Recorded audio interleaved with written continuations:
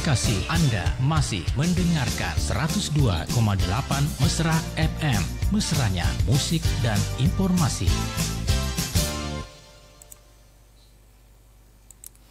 Ya, Assalamualaikum warahmatullahi wabarakatuh dan selamat pagi Insan Mesra. Alhamdulillah pagi hari ini tepatnya edisi siar kami hari Jumat tanggal 24 Januari bertepatan dengan 24 Rajab 1446 Hijriah. Kami hadir kembali di ruang dengar Insan Mesra membersamai semuanya di 102,8 Mesra FM. Mesranya musik dan informasi yang kami pancarkan dari Jalan Boma CP nomor 423 lantai 2 Kota Parepare. Untuk siaran Radio Mesra, Insan Mesra juga boleh mengikuti atau mendengarkan melalui streaming ya di www.radiomesra.com, dan sekarang kita juga sudah live di Facebook Mesra Radio Parepare. Selamat pagi semuanya Insan Mesra. Kita di acara Dialog Agama Islam yang kita singkat DAI. Dan untuk pagi hari ini materinya atau kita berada di materi Isra Miraj ya, bersama dengan Bapak Ustaz Muhammad Rosidin BAMA yang selalu setia menemani kita di acara ini. Baik Insan Mesra, pukul 10.13 kita harapkan juga semuanya tetap dalam kondisi prima, sehat walafiat, selalu di bawah lindungan bimbingan Allah Subhanahu wa taala, memperbanyak sholawat kepada Rasulullah, mengingat hari ini adalah hari Jumat ya. Kita dianjurkan untuk memperbanyak sholawat, memperbanyak kebaikan-kebaikan kita kerjakan ya. Baik, kita efisienkan waktu kita mencoba menyapa Pak Ustadz dulu. Assalamualaikum Pak Ustadz. Waalaikumsalam warahmatullahi wabarakatuh. Iya, apa kabar ini Pak Ustadz setelah 1 minggu tidak menemani kita? Alhamdulillah Rabbil Alamin. Insyaallah baik-baik saja. Alhamdulillah ya. Iya. Kebetulan pada pekan kemarin kami berada di Jawa bersama rombongan sama pengurus yayasan. Iya. Ini Ustadz apa dalam rangka apa ini Ustadz Iya, tadi tiru dari pengurus yayasan mau lihat-lihat bagaimana manajemen pendidikan maupun operasionalnya bagaimana di pesantren-pesantren klasik maupun modern di Jawa Timur dan di Jawa Tengah. Iya. Lirboyo, Dalwa, termasuk pesantren kami juga di Jawa Tengah dan yang lainnya banyak. Iya, dan mudah-mudahan nanti apa yang didapatkan di sana Pak Ustadz ya bisa diterapkan di pesantren kita. Insya Allah semoga pengurus-pengurus bisa mengambil pelajaran yang pernah dilihatnya. Iya, meskipun hanya singkat waktunya Ustadz. Singkat sebetulnya, karena kan sebetulnya yang paham dunia pesantren ya orang yang memang pesantrennya tidak sebentar. Pesantrennya memang sampai selesai. Kalau melihat sepintas ya kelihatannya saja. Maka setiap hal aspek apapun serahkan kepada bidangnya masing-masing. Mau infrastruktur mau maju serahkan kepada para insinyur. Jangan dibalik. Mau insinyur infrastruktur mau maju tapi diserahkannya kepada sarjana ekonomi ataupun sarjana pertanian. Kan maksudnya belum memang tahu tapi tidak terlalu banget. Pasti beda. Maksudnya kita wahai para yang punya pesantren kah, yang punya instansi apapun itu, serahkan ke ahlinya. Karena biasanya teman-teman kami pun banyak alumni pesantren di mana-mana di seluruh Indonesia, Nusantara itu ketika pengurusnya mau ikut campur nggak akan jalan itu. Ustadz nggak betah, apalagi kalau saja diprotes. Kenapa ini anak-anak nggak usah seperti itu, biarkan nanti juga ada fasenya, ada waktunya, ada ininya. Mereka pasti ustadz dari pesantren pasti lebih tahu juga dunia pesantren bagaimana mendidik anak-anak, bagaimana. Kalau mau sampaikan usulnya silahkan, cuma mereka pasti lebih tahu. Supaya jalan itu, sayang nanti ada yayasan, beberapa yayasan di seluruh Nusantara, ustadz-ustadznya itu tidak mau. Kenapa? Itu karena mau ikut campur itu pengurus. Seharusnya dipikirkan itu bagaimana kesejahteraan para ustadz-ustadznya, para santrinya. Itu saja. Pikirkan bagaimana sejahtera ustadznya kah atau santrinya bagaimana. Pembelajaran pasti mereka pun akan bermusyawarah antara sesama ustadz itu bagaimana supaya pendidikan maju apa semua dan seterusnya. Terus untuk santrinya serahkan kepada ustadznya. Iya, karena pasti kalau ustadz itu mikirnya bagaimana pendidikan jalan, bukan mikir apa ya dunia. Orang yang dia sekolah apa namanya bisnis, pasti ketika ada yayasan dia berbisnis lagi. Maksudnya, oh bagaimana ini saya jualan laku di sana. Kalau Ustaz bagaimana ini bisa belajar, bisa ini perkara itu biarkan, perkara makan apa pun biarkan, ada yang ngurusi makan apa. Kalau Ustaz pokoknya bagaimana supaya santri bisa belajar maupun menghafal, belajar semua pendidikan dan seterusnya. Maka ini pelajaran bagi kita. Siapapun yang punya instansi, punya yayasan, lembaga ataupun apa, serahkan ke bidangnya masing-masing. Nah, jangan ikuti campuran, jangan ikut campurkan. Mereka yang bidang pendidikan formal serahkan ke formal. Mereka yang bidang pendidikan pesantren, yaitu bagian pesantren. Nah, kita yang bukan ahlinya urusi saja keperluan administrasi apanya dan sejenisnya. Dan ingat istilahnya Ustaz, bekerja sesuai dengan tupoksinya, tugas dan fungsi masing-masing. Terus jangan pikir keuntungan, ya. Kalau kita karena Allah tidak akan capek apapun kegiatannya. Kalau kita karena Allah tidak akan merasa capek. Tapi kalau ini apa-apa untuk mengelola pesantren khususnya Ustaz, kalau apa-apa demi keuntungan lama-lama kita capek. Betul. Itu mereka itu capek otaknya mikir. Capek apa semua. Udah karena Allah pasti akan Allah balas dunia di akhirat. Itu pelajaran yang kami dapat juga ketika kemarin ke Dalwa, itu pesantren modern punya Habib. Santrinya banyak, modern sampai ke perguruan tinggi ada, dari STK, SD, SMP apa semua ada, sampai ke perguruan tingginya. Nah itu pelajaran pesantren tetap dikaji, formalnya juga ada. Itu Habibnya itu dulunya beliau bawa proposal, disinggung oleh masyarakat ataupun pengusaha.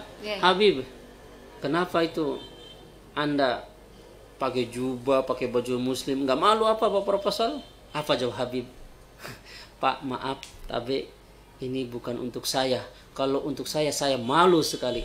Tapi ini untuk pendidikan agama. Silahkan Bapak kalau mau berinfak untuk jalan Allah, silahkan kami terima. Tidak pun tidak apa-apa. Oh, itu pelajaran. Terus ada satu gedung itu di Dalwa, itu bisa lihat ke sana di YouTube atau apa.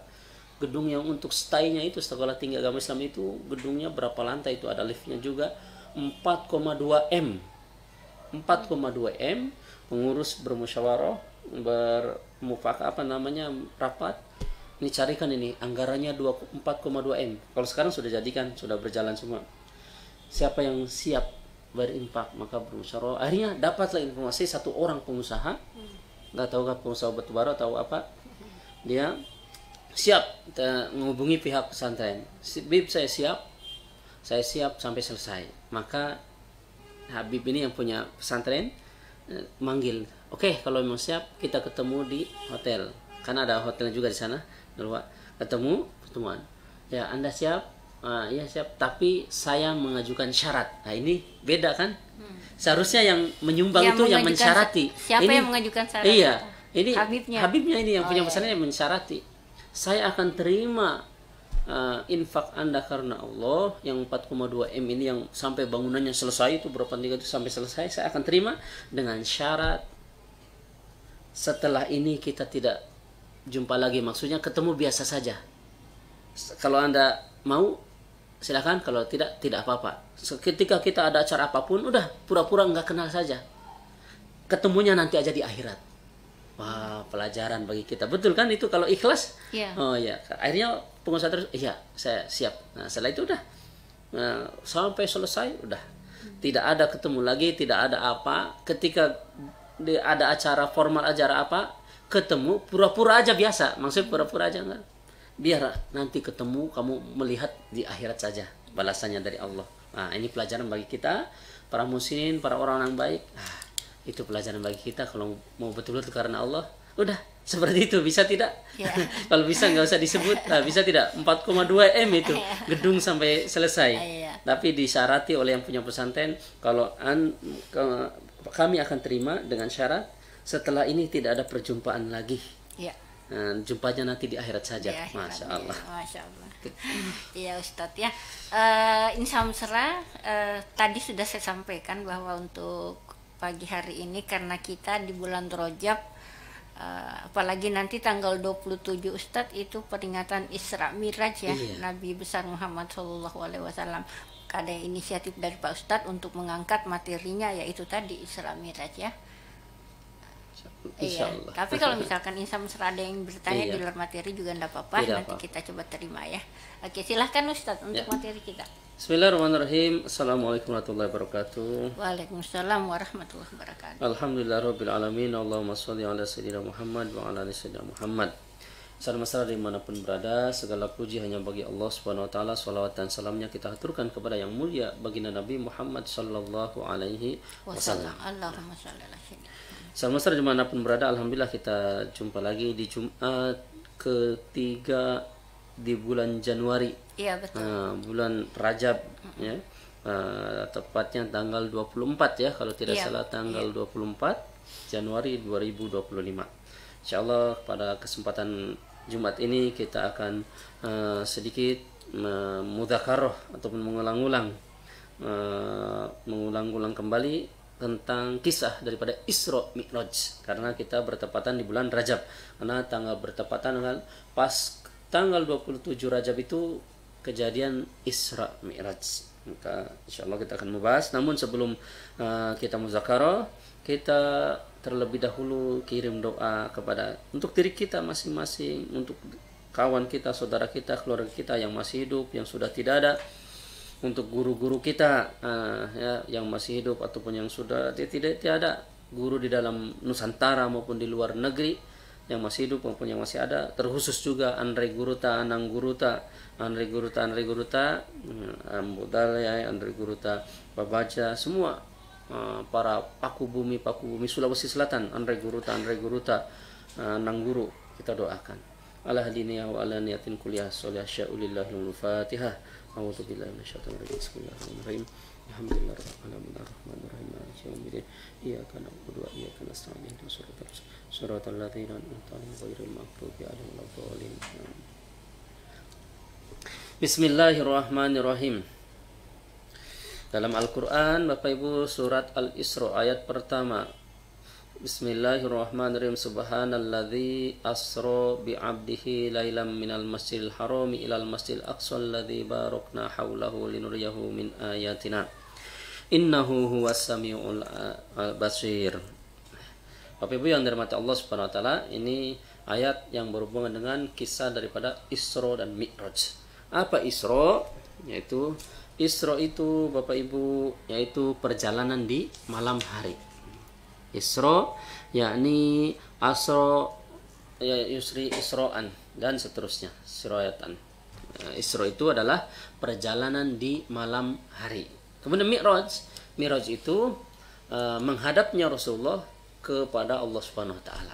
Isra itu perjalanan di malam hari. Mi'raj itu menghadapnya Nabi kepada Allah Subhanahu wa taala. Nah, ini Bapak Ibu yang dirahmati Allah Subhanahu wa taala, ini pelajaran bagi kita Bapak Ibu, insan mesra dimanapun berada. Ini kalau kita dipanggil RT, nah ini pasti ada hal yang penting. Ataupun dipanggil RW berarti lebih penting daripada RT. Apalagi kalau disuruh menghadap lurah, lebih penting lagi. Camat lebih penting lagi. Dipanggil lagi camat, lebih penting lagi ini. Apalagi dipanggil nanti bupati atau wali kota, lebih penting. Dipanggil presiden, lebih penting lagi. Ataupun setiap negara disuruh menghadap ke PBB, berarti lebih penting lagi.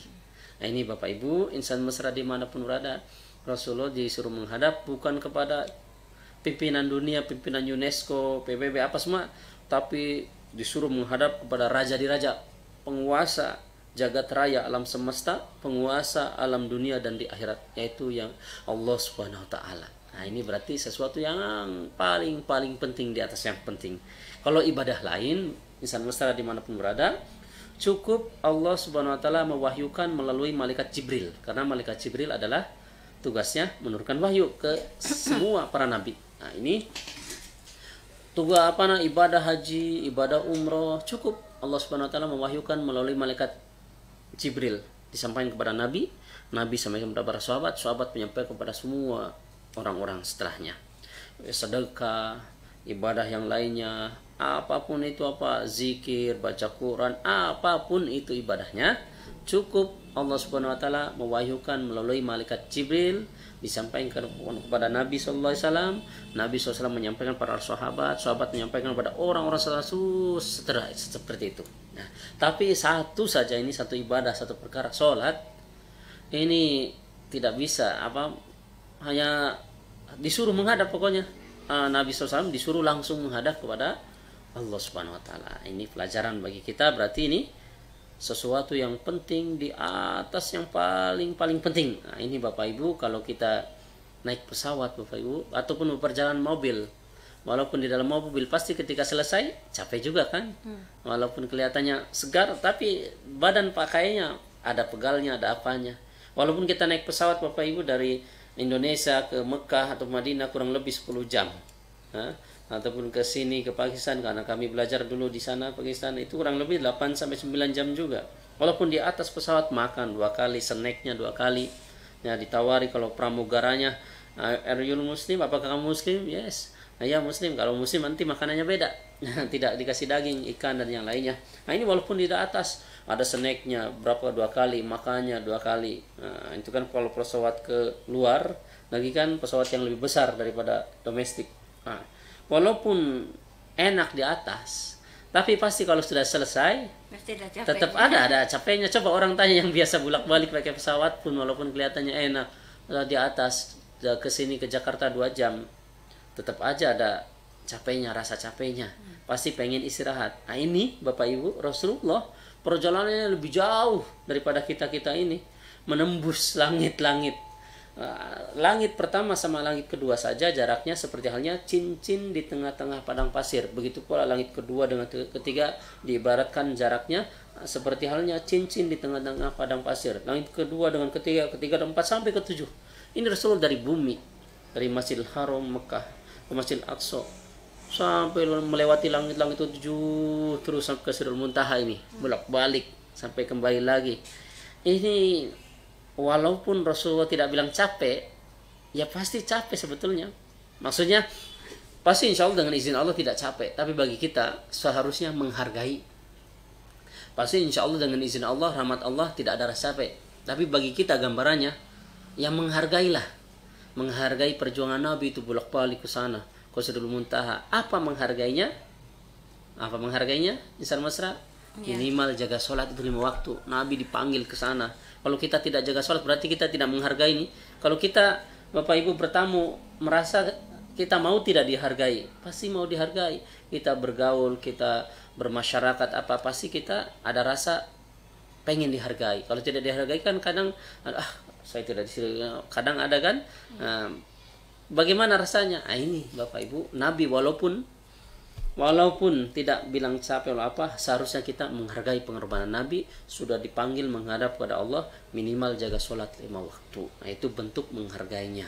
Nah, seperti itu. Kemudian insan masyarakat dimanapun berada, maka hadisnya tentang Isra Miraj ini, sebelum ke tafsirnya kita baca hadisnya dulu. Yaitu hadisnya, tasdiqu Abi Bakrin radhiyallahu li Nabi sallallahu alaihi wasallam fi qissatil Isra'i. Membenarkannya Sayyidina Abu Bakar terhadap Nabi tentang Isra Miraj Nabi sallallahu alaihi wasallam. Ya, Imam Baihaqi akhraja Baihaqi an Aisyah radhiyallahu anha qalat lama usriya bi Rasulillah sallallahu alaihi wasallam ilal Masjidil Aqsa ada penelpon?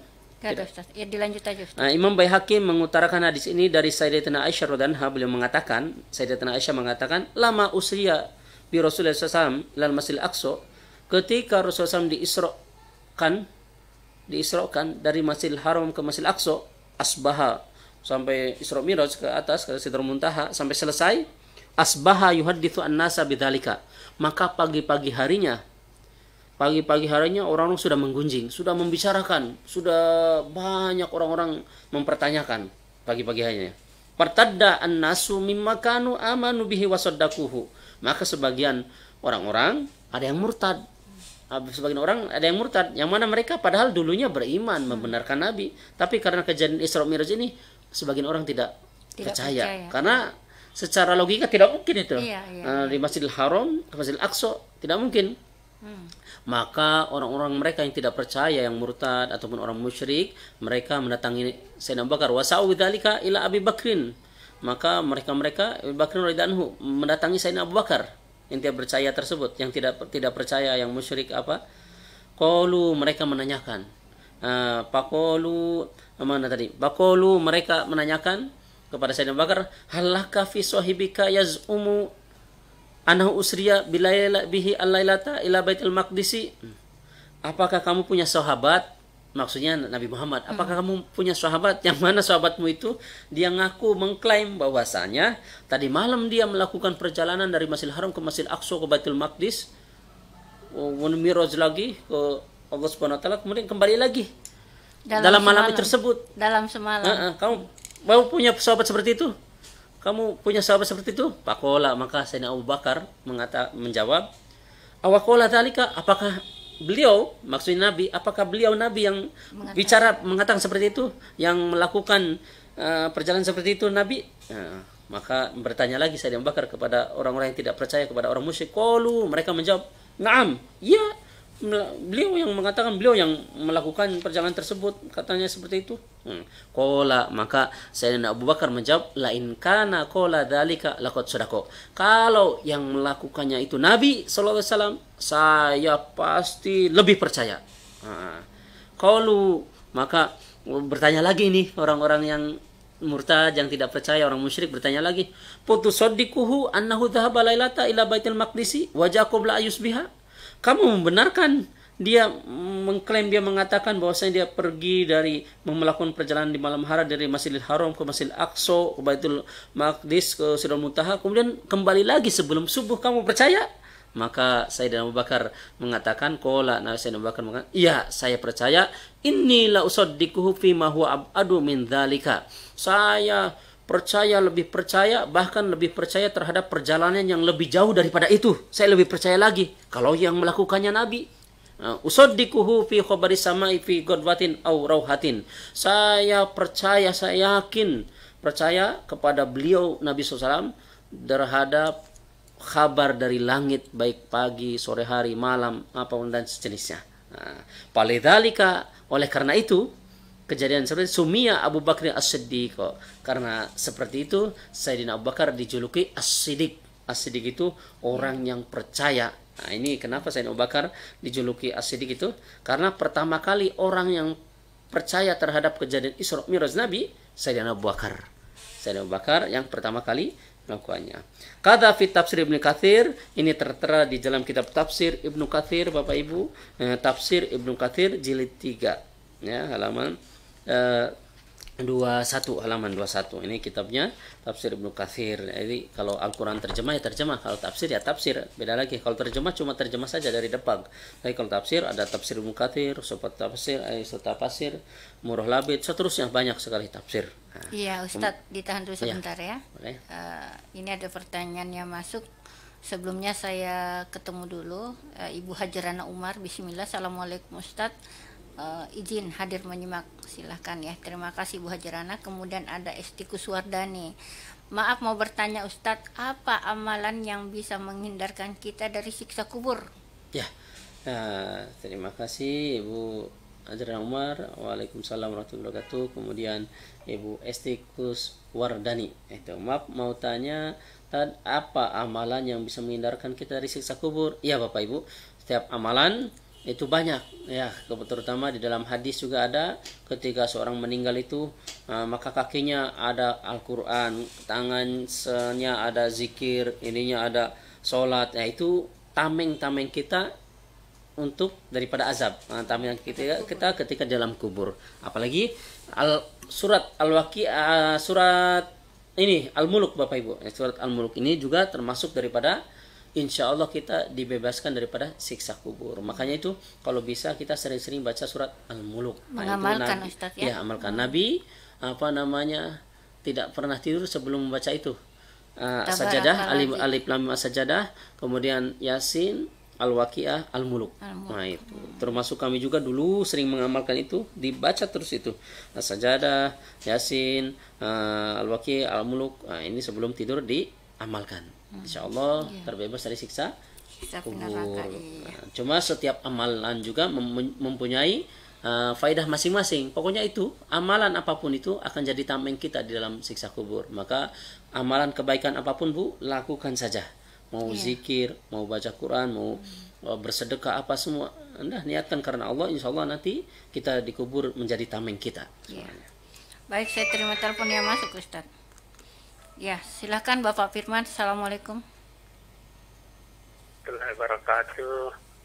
Ya. Saya ingin bertanya, saya pernah mendengar imam membaca artinya Al-Fatihah Pak Ustaz.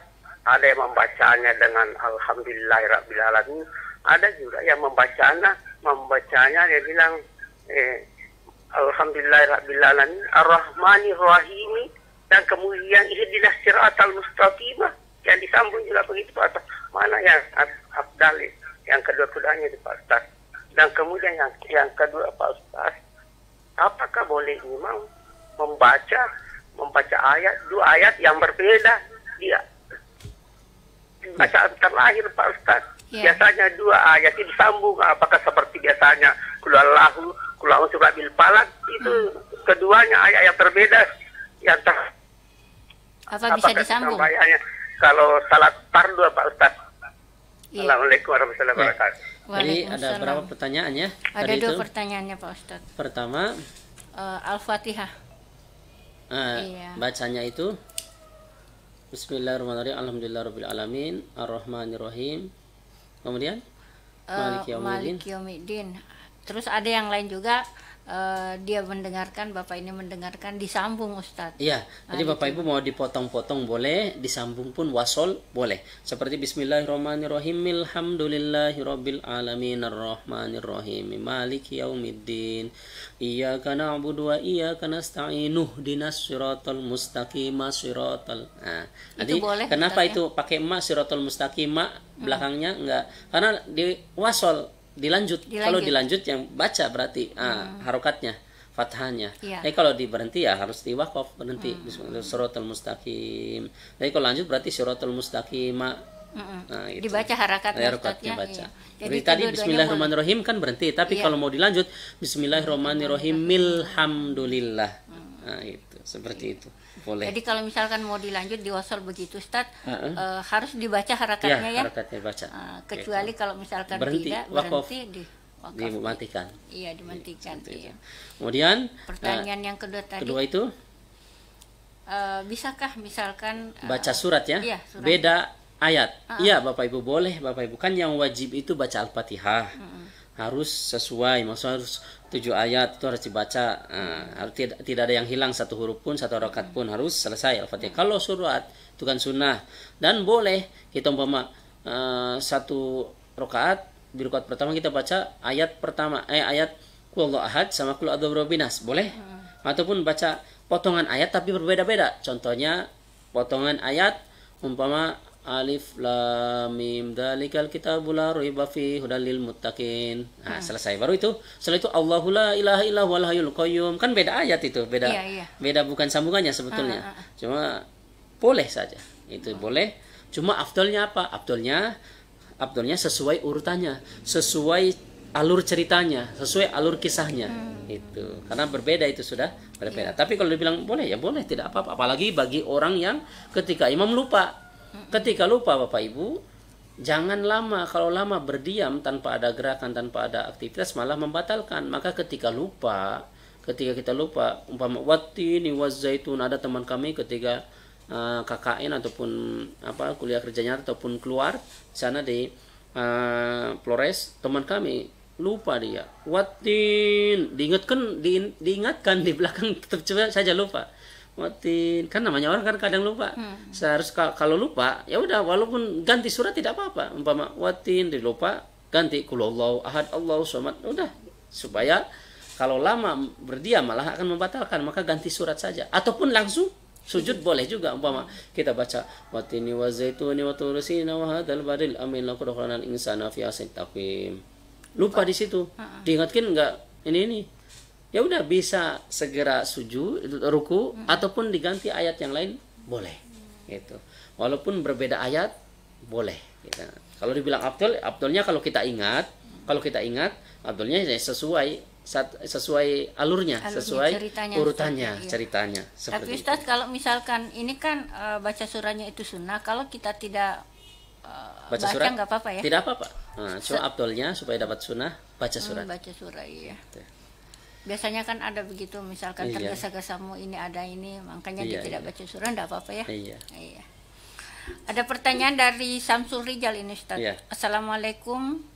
Masalah penyebutan kata bunda menurut Islam itu tidak boleh dipakai atau gimana Pak Ustaz? Karena penyebutan kata bunda itu dari agama lain. Gimana, tolong dijelaskan. Assalamualaikum warahmatullahi wabarakatuh. Masalah penyebutan kata bunda menurut Islam itu tidak boleh dipakai atau gimana Pak Ustadz? Karena penyebutan kata bunda itu di agama lain, gimana tolong jelaskan? Jadi Bapak Ibu, bunda itu sebetulnya apa sih arti bunda? Kalau arti bunda itu berarti ibu, mengartikan ibu, ya berarti ibu, silahkan. Tapi kalau yang dimaksud bundanya, umpama kita ucapkan bunda, tapi yang dimaksud istrinya, bunda, misalkan Bunda Maria, berarti ya kita tidak dibenarkan. Kalau maksudnya bunda, orang ini biasa disebut bunda, ya boleh-boleh saja, karena maksudnya bunda, ibunya, mamanya. Tergantung dari kondisinya. Tergantung kondisinya. Seperti Tuhan, kan kita ucapkan Tuhan boleh saja Tuhan. Tapi yang dimaksud kalau kita maksudnya Tuhannya Allah, boleh. Tapi kalau kita maksud Tuhan itu Tuhan itu Tuhan yang agama lain, ya berarti kita nggak boleh. Kita kan kita agama Islam nih, sebutkan Tuhan tapi yang dimaksudkan kita ucapkan Tuhan yang bukan Tuhan agama kita, ya nggak boleh. Tapi kalau kita maksudnya terserah Tuhan lah, maksudnya Allah, maka boleh. Tapi ini kalau mau dapat pahala Allah, kalau kita ucapkan Allah dihayati tidak dihayati dapat pahala nih. Tuhan ucapkan Allah zikir lisan di dalam hati ke Allah juga pahala lagi. Maka Allah, ada ulama yang hati-hati ataupun yang kuat sekali, masa betapa pelitnya ucapkan Allah saja susah.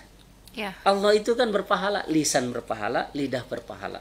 Terserah yang di atas. Terserah yang di atas kalau yakinnya kepada Allah, betul ini. Betul. Tapi kalau ucapkan Allah, lisan pun berpahala, hati pun berpahala. Bedanya itu. Tergantung. Yang penting tergantungnya. Cuma kalau kita ucapkan dengan lisan juga, double ini. Tapi kalau konteksnya, kalau umpama kita menghadapi kan kemajmukan di masyarakat ataupun apa, di situ kita sedang membawakan acara yang mana di situ ada muslim sama non muslim, ya udah kita ucapkan kepada Tuhan yang Maha Esa, tapi dalam hati kita maksudnya Allah Subhanahu wa taala. Gitu, seperti itu, maka boleh. Seperti tadi bunda juga, kalau yang dimaksud bundanya ibu kita sebutkan bunda, ya tidak apa-apa. Ada tetangga kami juga yang biasa dipanggil bunda, saya tetap panggil bunda karena untuk menghormati beliau. Karena beliau sudah biasa dipanggil bunda, dituakan. Orang yang sudah dituakan hormati bunda. Saya maksudnya bundanya bunda itu, bukan bundanya. Bukan bundanya bukan. Tapi kalau yang orang Islam, kalau ada yang menyebut bunda tapi bundanya ke Tuhan non, berarti dia pun udah terhukumi itu menyembah. Maka tinggal kita Bapak Ibu boleh. Nah, saya pun sebetulnya mau manggil anak saya mau manggil dari pertama itu maunya bapak kah, abah kah. Tapi istri saya maunya abi, umi, ya udah, karena istri mau, senang kan istri, ya udah. Istri maunya abi sama ya udah, silahkan. Dan juga jangan juga salahkan Bapak Ibu, ada orang yang tanda tangan kadang kan tanda tangan ada yang Arab, kadang itu diprotes, Islami banget ataupun radikal apa. Jangan Bapak Ibu, siapa tuh niat dia memang suka atau apa. Ataupun ada orang ada namanya anaknya Zaid, dia nama WA-nya Abu Zaid. Abu kan bapak, Zaid itu Zaid, maksudnya bapaknya si Zaid. Jangan juga diklaim ini radikal kah, ini sok Islami. Biarkan, siapa tahu dia memang niatnya pengen belajar bahasa Arab apa, jangan sampai. Saya pun seperti itu, takutnya seperti itu. Cuma karena istri kami pengennya abi umi, ya silahkan. Jadi intinya niatnya itu Bapak Ibu boleh. Kata itu kan umum itu bundanya. Kalau di bundanya dimaksudkan ke non, ya tidak boleh. Kalau kita bundanya untuk orang yang dituakan ataupun bunda ibu, ya boleh sebagai ibu. Atau panggilan suami ke istrinya, bunda, boleh. Ya nggak apa-apa. Dinda, bunda, apa boleh semua. Bunda, ya maksudnya ngajarin anaknya supaya tidak memanggil namanya, boleh. Cuma bunda maksudnya bunda ibu. Gitu. Ada pertanyaan ini Ustaz. Oh ya, di mana itu? Di WhatsApp, Facebook. bukan? Facebook. Oh iya. Dari Bu Hajarana, mohon pencerahannya Pak Ustadz, apakah boleh kita menjaga jarak dengan seseorang yang telah menyakiti kita? Bukan bermaksud memutuskan hubungan silaturahim, hanya saja menjaga jarak. Ini bertujuan hanya ingin menjaga hati agar tidak tersakiti kembali. Iya, ya. Kalau dibilang boleh, ya boleh saja. Kalau dibilang boleh, tapi kalau mau lebih baiknya, biasa saja seperti biasa. Yeah. Seolah-olah kita tidak tahu ataupun melupakan. Nah, kalau mau mampu ini ya. Kalau tidak, ya boleh aja jaga jarak, bukan memutus, silahkan. Malah kalau bisa, baiki dia. Nah, kirim makanan ke atau apa, kan lama-lama mereka juga akan minder sendiri. Nah, itu Nabi. Maka kenapa? Ahlakul azimah, ahlakul hasanah, ahlakul karimah, ahlakul azimah, tinggi. Ahlakul hasanah itu kebaikan dibalas kebaikan, mau dikasih aqua nanti dibalas aqua lagi. Cenderungnya kalau akhlakul hasanah, akhlak baik itu nunggu dia berbuat baik dulu kepada kita, baru kita pun akan berbuat baik kepada dia. Kalau misalkan Ustadz ketemu di jalan ini, yeah, berpapasan di jalan, yeah, gimana? Apa mau negur kayaknya nggak enak? Gimana? Ya tinggal ucapkan salam aja, assalamualaikum, ataupun kemana Ki? Gimana atau pura-pura kabarnya? Tidak lihat saja Ustaz. Iya. Bagaimana itu? Kalau pura-pura tidak lihat, takutnya kita dikira sombong atau apa? Nggak enak juga kan? Iya. Tapi kalau kita memang betul nggak lihat, tapi kalau kita lihat dia, ya usahakan tegur saja. Assalamualaikum. Kemana Ki? Ya. Nah, tinggal jalan, ngobrol sebentar, basa-basi, lanjut lagi, supaya dia pun merasa senang. Seperti itu. Baik aja kita mengalah, apalagi kalau kita salah. Nah, ini baik itu Bu. Di antara itu amalan para ulama itu seperti itu. Jadi kata ulama itu baik aja kita ngalah, apalagi kalau salah, pasti mereka akan ini sendiri lama kelamaan. Nah, itu akhlakul hasanah itu tadi Bapak Ibu, kebaikan dibalas kebaikan. Kemudian kalau akhlakul karimah, akhlak mulia ini, dia itu kebaikan dibalas lebih. Kebaikan dibalas lebih. Contohnya itu dikasih aqua satu. Iya, dikasih aqua satu saya. Nanti saya akan kasih aqua plus yang lainnya. Nah, ini akhlakul karimah. Nah, cenderungnya akhlakul karimah itu dia tidak nunggu orang lain berbuat baik dulu kepada kita, langsung. Tidak. Nah, tapi kalau akhlakul hasanah, akhlak yang baik itu tadi nunggu orang lain berbuat baik kepada kita pun akan berbuat baik kepada dia. Dia ngasih satu, saya akan kasih satu lagi dia nanti. Tapi kalau akhlakul karimah itu dia kasih aqua satu, nanti akan saya kasih dua ataupun satu plus yang lainnya. Dan kalau akhlakul karimah tidak perlu orang lain dulu yang baik kepada kita yang duluan. Nah, tapi akhlakul azimah Bapak Ibunya akhlak Nabi, keburukan dibalas kebaikan. Ini kalau mulia Bapak Ibu, pahala besar kalau mampu kita. Kalau tidak ya tidak mampu dengan itu, udah seolah-olah biasa saja ketemu menyapa, ketemu apa dan sejenisnya. Seolah-olah terlupakan, dilatih lagi akan melenturkan hati kita, akan membaguskan hati kita. Justru orang yang berbuat buruk kepada kita, yang menggunjing atau apa, mereka sebetulnya transfer kepada pahala kepada kita. Nah, gitu. Kalau kita mampu seperti itu. Iya. Tapi namanya juga manusia biasa Ustaz. Iya, tinggal kita serahkan kepada Allah. Kalau hidup kita serahkan kepada Allah. Allah ya Allah udah. Nah, semoga baikan kita semuanya, insya Allah. Iya. Nah, untuk Ibu Hajarana Umar, demikian penjelasan Pak Ustaz. Saya rasa sudah cukup ya kita dengarkan tadi. Dilanjut lagi Ustaz. Iya. Kemudian Bapak Ibu, dalam satu riwayat lagi tuh, riwayat yang lain, orang kafir tersebut, orang musyrik, orang yang tidak percaya, orang yang murtad itu menanyakan kepada Sayyidina Abu Bakar, "Qalu ya Abu Bakar, halaka fi sabika yukhbiru annahu ata fi lailatihi hadhihi masiratan syahrin wa raja fi lailatihi?" Kamu percaya itu kepada sahabatmu itu, maksudnya Nabi Muhammad, padahal perjalanannya dari Masjidil Haram ke Masjidil Aqsa itu ditempuh 1 bulan kalau perjalanan normal itu. Pakai unta kata lagi 1 bulan nih. Masa itu dari Masjidil Haram ke Masjidil Aqsa, Masjidil Muntaha, balik lagi pada malam itu juga kamu percaya? Kan Nabi seperti kalau Sayyidina Abu Bakar mengatakan seperti itu, saya percaya kalau yang melakukannya Nabi. Selain itu tidak. Makanya kalau yang Nabi melakukan saya percaya, bahkan saya lebih percaya lagi perjalanan yang lebih jauh daripada itu.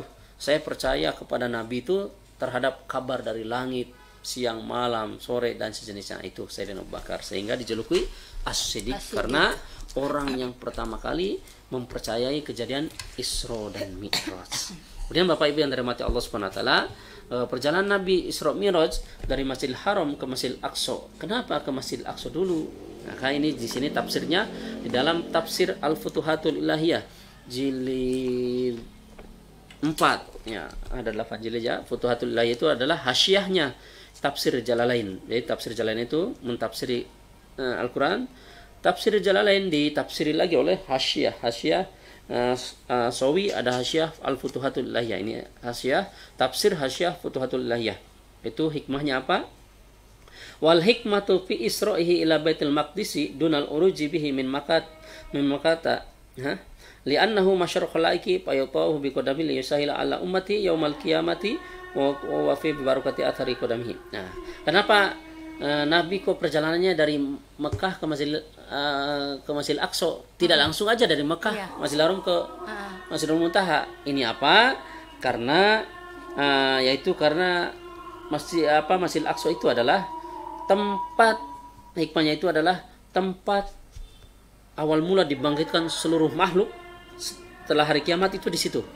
Maka supaya memudahkan umat, Nabi SAW menginjakkan kaki di Masjidil Aqsa. Supaya apa? Ada keberkahan bekas Nabi di Masjidil Aqsa, di tanah sana, Baitul Maqdis, supaya memudahkan umat dibangkitkan nanti pada hari kiamat.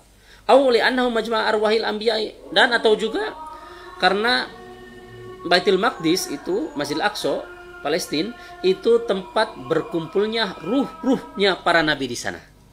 Fa'aradallahu ta'ala ayyusharrifahum biziaratihi sallallahu alaihi wasallam. Karena Allah Subhanahu wa taala menghendaki menghendaki supaya tempat tersebut dimuliakan. Kenapa? Karena diziarahi oleh Nabi SAW, diziarahi. Bahkan dalam hadis, au waliyukhbirun nasi bisifatihi, dan supaya menggambarkan, mengasih tahu kepada umat manusia bahwasanya itu tempat mulia juga. Karena dalam hadis Sahih Bukhari, Sahih Muslim, la tusyadu arihala illa ila thalathati masajida. Jangan kamu berpergian jauh kecuali ketiga masjid tersebut. Masjidil Haram, Mekah, wa masjidi ay Masjid Nabawi, dan masjidku Masjid Nabawi, wa Masjidil Aqsa, dan Masjidil Aqsa, Masjid Palestina. Bahkan dalam hadis juga Bapak Ibu, salat di Masjidil Haram itu 10.000 kali lipat, dan di Masjid Nabawi yaitu 50.000 kali lipat, 1.000 kali lipat ya. Kawam di Masjidil Aqsa bi khamsatu mi'ati, yaitu dengan 500 kali lipat. Kalau di Masjidil Aqsa 500 kali lipat. Maka diusahakan kita yang haji ataupun umroh kalau bisa sekalian ke sana juga. Maksudnya pahalanya itu. 3 masjid tersebut masjid yang bersejarah dan pahalanya besar. Oh, sekarang peperangan. Oh, berarti kalau perang jangan, kalau bisa perang. Kecuali kalau aman. Kemudian juga ilal Masjidil Aqsa wa waluman banahu adama ba'da an buniyal Ka'bah bi arba'in sanah. Dan Masjidil Aqsa itu adalah awal mula sesuatu yang dibangun, ataupun awal mula bangunan yang pertama kali dibangun oleh Nabi Adam setelah 40 tahun setelah membangun Ka'bah. Berarti Nabi Adam bangun Ka'bah dulu. 40 tahun setelah membangun Ka'bah baru membuat Masjidil Aqsa, membangun Masjidil Aqsa. Di permukaan bumi pertama kali yang dibangun oleh Nabi Adam itu.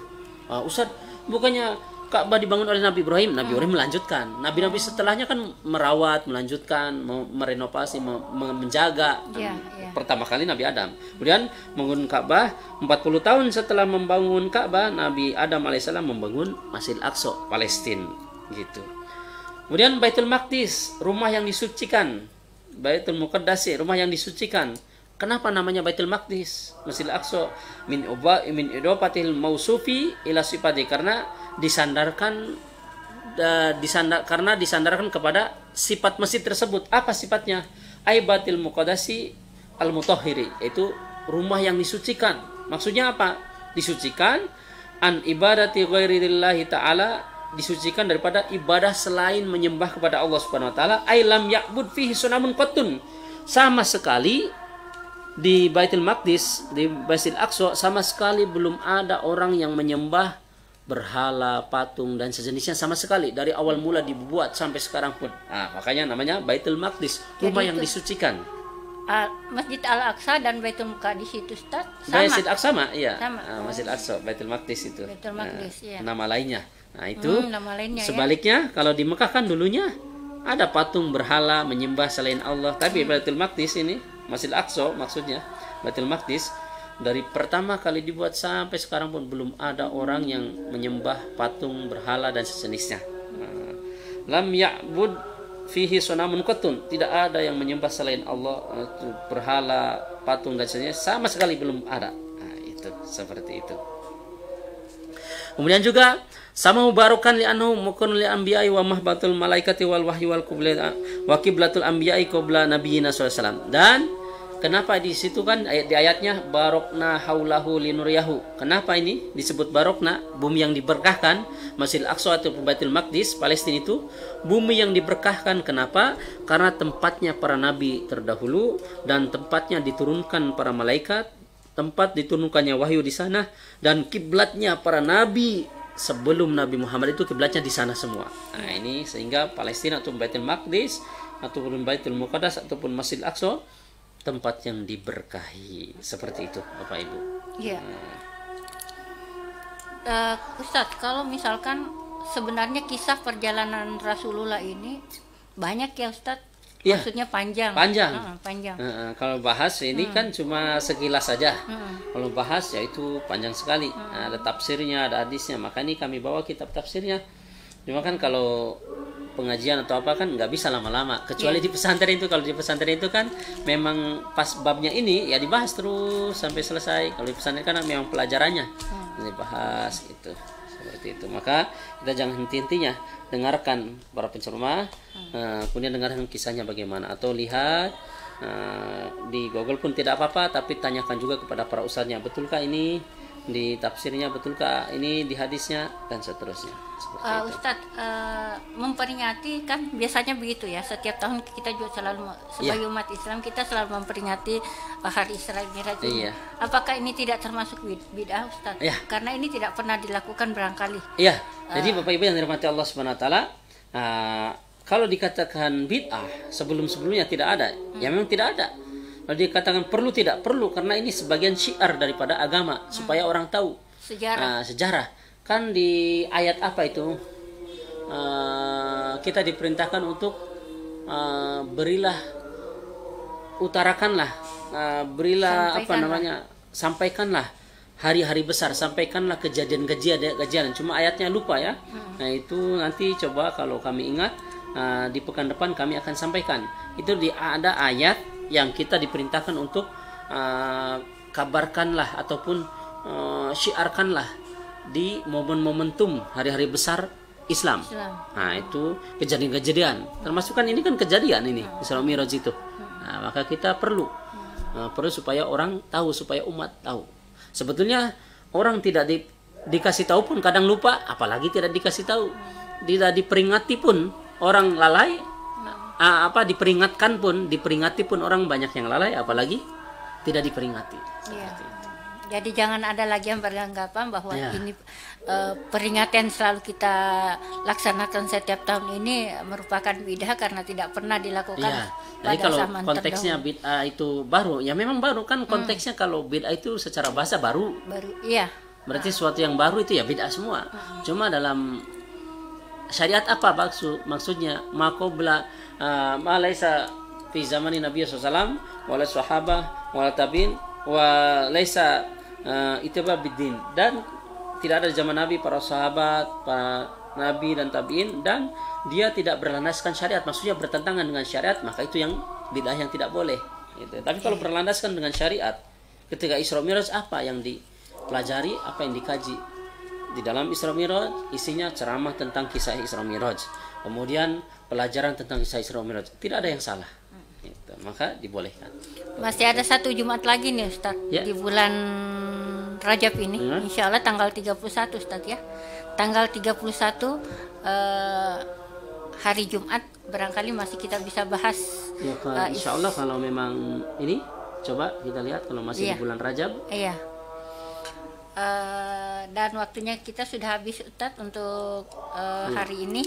Terima kasih untuk semuanya yang sudah berpartisipasi, baik melalui telepon juga melalui Facebook. Terima kasih Ustadz, terima kasih untuk pencerahannya hari ini tentang Isra Miraj. Insya Allah ada manfaatnya bagi kita semuanya. Wabillahi taufiq wal hidayah. Wassalamualaikum warahmatullahi wabarakatuh. Waalaikumsalam warahmatullahi. Terima kasih Anda masih mendengarkan 102,8 Mesra FM. Mesranya musik dan informasi.